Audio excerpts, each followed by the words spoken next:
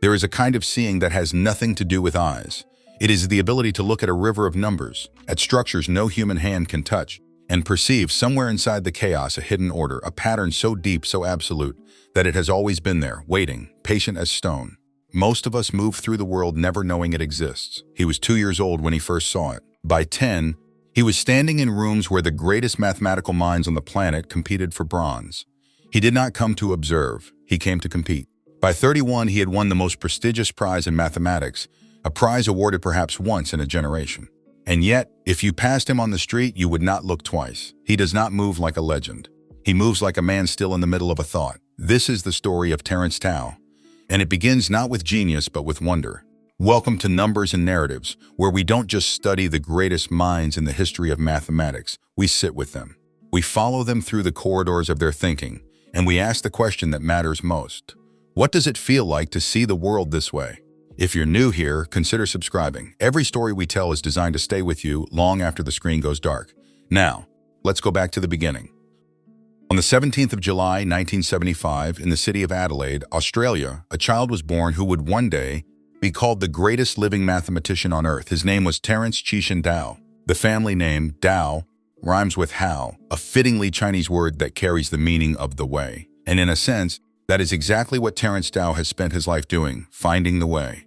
The hidden path through problems that others believe are unsolvable.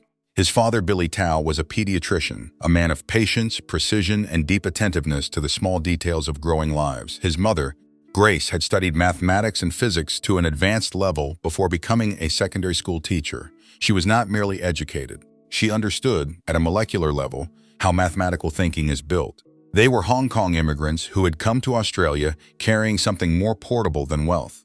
The belief that learning was the most dignified pursuit a human being could undertake.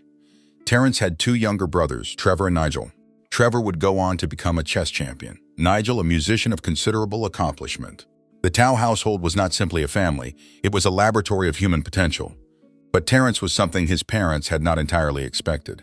At the age of 2, not 12, not 6, 2, he was already teaching himself to read using alphabet blocks. He was doing arithmetic. He watched Sesame Street not for the singing, but for the numbers. He seemed to absorb structure the way other children absorb air. By the time he was 3, he was correcting the mathematics in the books his parents read to him, quietly, without drama, simply because the numbers were wrong. His parents did not push, they observed. And what they observed was a child who did not need to be led toward mathematics. Mathematics was simply already inside him, lit up and humming like a frequency only he could hear. His mother, Grace, would later say that the key was never pressure. It was invitation. You put the ideas in front of him, and then you step back. Because whatever came next was going to surprise you. What kind of mind sees patterns where others see nothing? That is the question we will spend this entire video trying to answer. And the answer, when it finally comes, is both simpler and more profound than you might expect. When Terence was 7 years old, his parents enrolled him in a local high school for mathematics classes. He was not there in a symbolic capacity. He was not there to observe. He was there because his grasp of calculus, at the age of 7, had outpaced what any primary school in South Australia could offer him. Think about that for a moment. Most of us were learning long division at 7. Terence Tao was working through calculus, not because someone forced it on him, but because the concept simply made sense to him the way gravity makes sense to a falling stone. His teachers were not uniformly prepared for this. Some were amazed, some were quietly unsettled. What do you do with a student who already understands what you are trying to teach, and who, occasionally, sees something in the mathematics that you yourself have not seen? But there was one figure who would play a defining role, Dr. Basil Rennie, a mathematics lecturer who recognized in the young Terence not just talent, but the particular kind of curiosity that, if carefully tended, becomes genius. He guided, he challenged, he pointed toward the horizon and said, in effect, there is more, there is always more. At the age of 10, Terence Tao did something no child had ever done before. He competed in the International Mathematical Olympiad. The IMO is not a school competition. It is not a regional tournament. It is the World Championship of Mathematical Problem Solving, a contest where the brightest young mathematical minds from over 100 countries gather to wrestle with problems specifically designed to defeat anyone who has merely memorized formulas. The problems at the IMO require something rarer, genuine mathematical creativity, the ability to see. Terence was not merely the youngest competitor in the history of the event. He won a bronze medal at 10 years old. He returned the following year. He won silver. He came back again at 12. he won gold, becoming the youngest gold medalist in the history of the International Mathematical Olympiad, a record that still stands. But here is what the medals do not tell you. They do not tell you about the child who sat at the competition table, surrounded by 17 and 18-year-olds, who looked across the examination hall and felt not pride, but something deeper and quieter, the same thing he had always felt in the presence of a hard problem. Curiosity, what is the answer? Not can I beat them, not will I win, simply what is the answer, where is the path?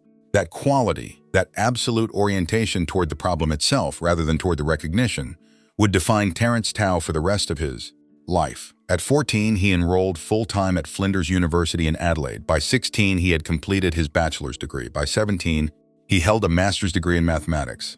And then he left Australia for the first time, bound for Princeton University in New Jersey, United States, to pursue a PhD under the supervision of one of the greatest analysts in the world. Princeton, in the autumn of 1992, was everything Adelaide was not. It was enormous. It was ancient in the way American universities perform antiquity, stone buildings, ivy, a particular gravity in the hallways of the mathematics department. And Terence Tao, 17 years old, walked into it carrying a mind that was, by any honest measure, already extraordinary. His doctoral supervisor was Elias Stein, a legend in the field of harmonic analysis. If you do not know what harmonic analysis is, think of it this way. Imagine that the universe sends out signals, waves and frequencies and vibrations. Harmonic analysis is the mathematics of understanding those signals, of breaking them apart, examining their components, and reassembling them into meaning. It is the mathematics that underlies modern medical imaging, signal processing, digital audio, the compression that allows photographs to be sent across the internet in milliseconds, the algorithms that power the devices in your pocket. Stein saw in Tao not just a brilliant student, but a mathematician of a different kind, someone who could move between fields the way other mathematicians could barely move within one, someone for whom the boundaries between areas of mathematics, boundaries that most mathematicians treat as walls, seemed to barely exist. In 1996, at the age of 21, Terence Tao was awarded his PhD from Princeton University. The same year, he joined the faculty of the University of California, Los Angeles, as an assistant professor. He was 21 years old. By 24, he was a full professor, the youngest in the history of UCLA. And then the real work began. To understand what Terence Tao would go on to achieve, you have to understand something fundamental about modern mathematics. Mathematics, for most people, is a tool. It is the language of measurement, of engineering, of finance. You learn its rules, you apply them, and the world runs more efficiently as a result. But at the frontier, at the places where human knowledge runs out and unknown begins, mathematics is something else entirely. It is the search for truth itself, not practical truth, absolute truth. Statements about the deep structure of reality that will be just as true a million years from now as they are today. It is at this frontier that Terence Tao has spent his life. His contributions span a breadth that other mathematicians describe, with a mixture of admiration and bewilderment, as simply unprecedented. Harmonic analysis, partial differential equations, algebraic combinatorics, number theory, ergodic theory, random matrix theory. Most research mathematicians across an entire career make meaningful contributions in one or two areas. Tao has transformed multiple fields simultaneously, as though the walls between them were made of smoke. But there is one achievement, above all others, that captured the imagination of the wider world. In 2004, working alongside the British mathematician Ben Green, Terence Tao proved what became known as the Green-Tao theorem. To understand why this matters, let me give you a picture. Imagine the infinite list of prime numbers, 2, 3, 5, 7, 11, 13, the numbers divisible only by themselves and 1. They scatter through the number line in what feels, at first, almost random. They cluster, then thin out, then reappear unpredictably. Mathematicians have been staring at these numbers for thousands of years, trying to understand their secrets. One of those secrets had long been suspected but never proven. Are there, hidden inside the primes, sequences of numbers evenly spaced, what mathematicians call arithmetic progressions? Not just a few, not just short ones, but progressions of any length you care to name. A sequence of 5 primes equally spaced. A sequence of 50, a sequence of 500,000?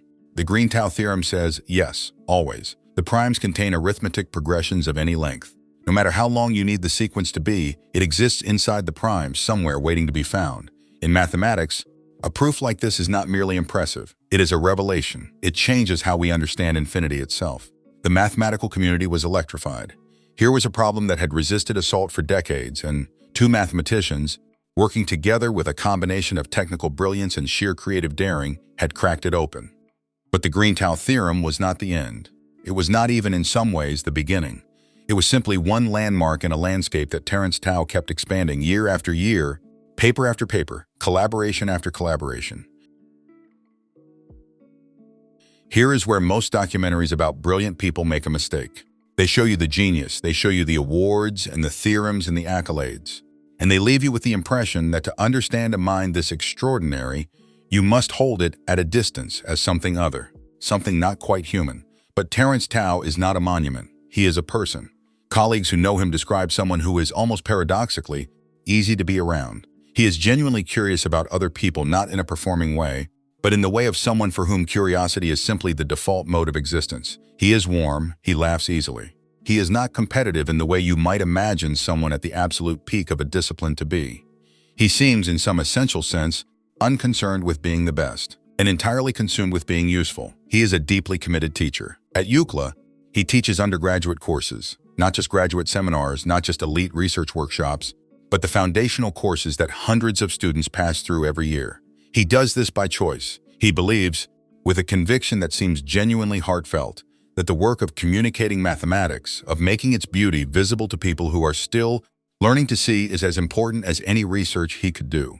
His blog, which he began in the early years of the internet, became something of a phenomenon in the mathematical world.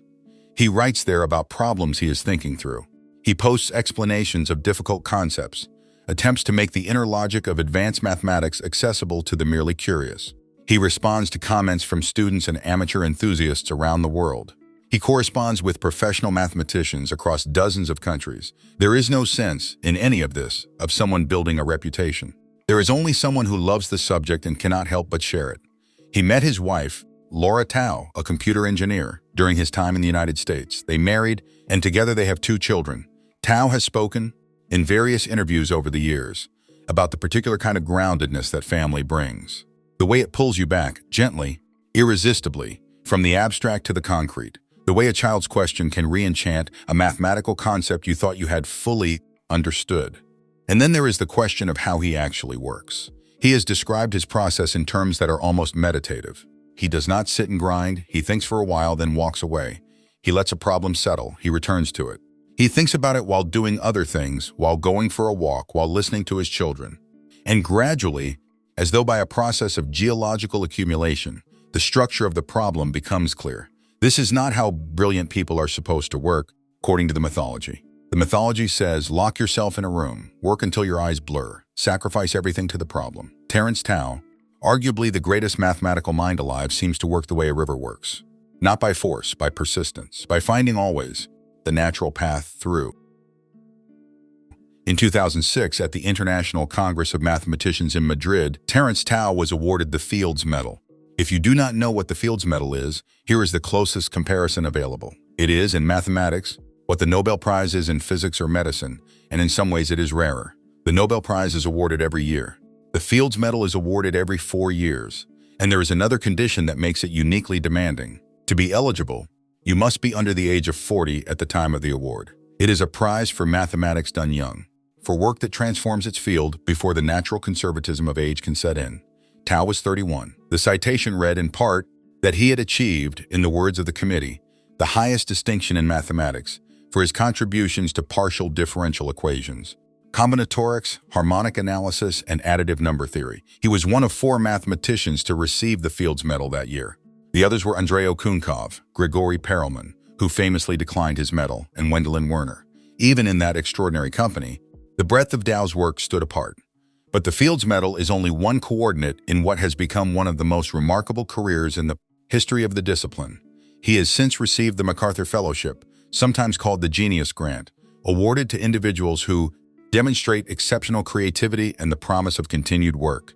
He has received the Breakthrough Prize in Mathematics, with its award of $3 million, which he directed substantially towards scientific and educational causes. He has received the Royal Medal from the Royal Society of London. He has received honorary doctorates from institutions across the world. He has published over 300 research papers. In a field where a single significant paper produced once in a decade marks a distinguished career, 300 is not a number, it is a category. The mathematical community has not merely recognized him. It has reorganized itself in subtle ways around the questions he asks and the methods he develops. Younger mathematicians speak of the Tao effect, the way his attention to a problem seems to unlock it, not just for him but for everyone working in the area. He will write a blog post or post a preprint or share a partial idea at a conference, and suddenly a problem that had been immovable for years begins to give. What does his work mean for the future of human knowledge? That is not a rhetorical question. It is a live one. Mathematics is not simply a tool for building bridges or writing software. It is the language in which the universe has chosen to write its deepest truths. The patterns that Terence Tao has found in the primes, in the behavior of waves, in the structures that underlie randomness itself, these are patterns that will still be true when every building, currently standing, has turned to dust. He has not merely added to the store of human knowledge. He has demonstrated, through the example of his own career, that the frontier of mathematical understanding is not a fixed line. It is a living thing. It moves, it expands, and the people who push it forward are not doing so through sheer computational power or technical accumulation alone. They are doing it the way Terence Tao has always done it, by seeing. Before we go any further, a quick pause.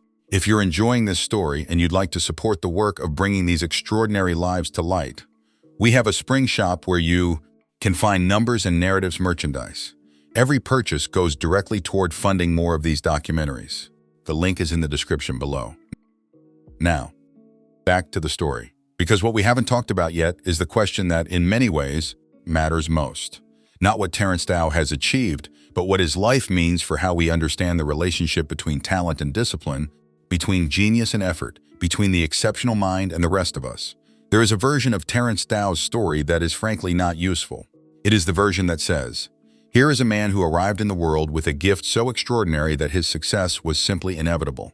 The math was always going to happen. The Fields Medal was always going to be his. All that was required was time. This version is not only false, it is actively harmful, because it implies that if you were not teaching yourself arithmetic at the age of 2, the door is already closed. That mathematical greatness is a matter of birthright rather than cultivation. Terence Tao has spent considerable energy, in interviews, in his writing, in his teaching, pushing back against exactly this idea. He has spoken with characteristic directness about the role of effort, about the years, the decades, of sustained, deliberate work that underlie even his most apparently effortless achievements. He has said that raw talent is like a bank account. It means nothing if you don't spend it on something, and the spending is the work. The patient, unglamorous, day-after-day work of sitting with a problem until you understand it. He has also spoken about the danger of prodigy mythology, the idea that truly gifted people experience mathematics as easy. He has said, gently but firmly, that mathematics is not easy. It is not easy for him. The problems at the frontier of the discipline are not easy for anyone. What changes with experience and depth is your tolerance for difficulty, your willingness to sit with confusion without panic, your ability to trust that the confusion is not a sign of failure, but the necessary precondition of understanding. The work of mathematics is not the performance of cleverness. It is the patient cultivation of understanding. This is perhaps the most important lesson his life offers to students, to anyone who has looked at a difficult problem and felt the particular despair of not being able to see through it. The despair is part of the process. It is not the obstacle. It is the path. There is also the matter of collaboration. The popular image of the mathematical genius is solitary, the lone figure at the chalkboard, wrestling privately with the universe. But Terence Tao has, throughout his career, been one of the most collaborative figures in modern mathematics. His most celebrated results have been achieved in partnership with other mathematicians.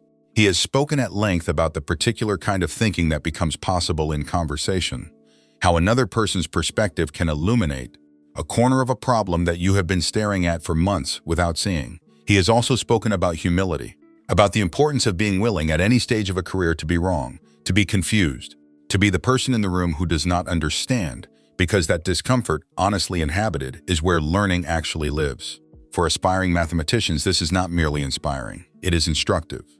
The field does not reward those who pretend to understand. It rewards those who are relentless in the pursuit of actual understanding, however long it takes, however uncomfortable the process. For creators of any kind, there is a parallel lesson. The work is not about the performance of brilliance. It is about the steady, humble, daily engagement with your subject. The willingness to show up, day after day, not because the work is easy, but because it matters. For students, the message is perhaps simplest of all. Curiosity is not a luxury. It is not something you outgrow as the material gets harder. It is the engine. It is what Terence Tao has been running on since the age of 2 when he sat with his alphabet blocks and thought, I want to understand how this works. Keep that thought alive. It is late in the afternoon, somewhere in Los Angeles, in a university office lined with papers and books, or at a kitchen table while his children do their homework nearby. Terence Tao is thinking about a problem. He does not know yet whether the problem will yield.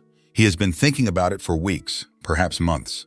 It has a particular texture, a resistance that is almost tactile, the resistance of something real. He is not frustrated, he is absorbed. There is a difference. Elsewhere in the world, the noise is extraordinary.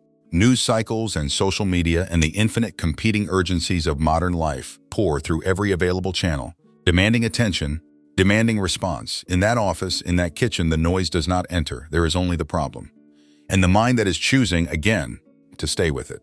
In a world chasing noise, he chose silence and thought, and in that silence, he found things the rest of us did not know were there to find. We say sometimes that mathematicians work in abstraction, that the things they discover have no physical reality, no weight, no color, no temperature. But consider this. The arithmetic progressions that Terence Tao and Ben Green found hiding inside the prime numbers, those progressions were always there, before the proof, before Tao, before mathematics as a formal discipline existed. They were there when the first human being looked at the night sky and tried to count the stars. They were there a billion years before that. They will be there long after every name we know has been forgotten. What the proof did was not create them. What the proof did was see them. That, in the end, is what Terence Tao's life is about. Not the creation of truth, but the patient, disciplined, humble, lifelong project of seeing it and asking, always, what more there is to see. Thank you for watching. If this story moved you or made you curious, or reminded you of why you fell in love with mathematics in the first place, please consider subscribing to Numbers and Narratives. Every video we make is built on the same conviction that brought you here, that the stories behind great ideas deserve to be told with care, with honesty, and with the depth they have earned. Like this video if it reached you. Leave a comment, tell us what surprised you, or what you want to know more about. We read everyone. And the next time you look at a long, difficult problem, one that refuses to yield, one that makes you want to close the book and walk away, think of a 10-year-old boy sitting in an examination hall, surrounded by the best young mathematical minds in the world, not asking whether he could win, simply asking, what is the answer? The answer is always there. You just have to be willing to keep looking. Until next time.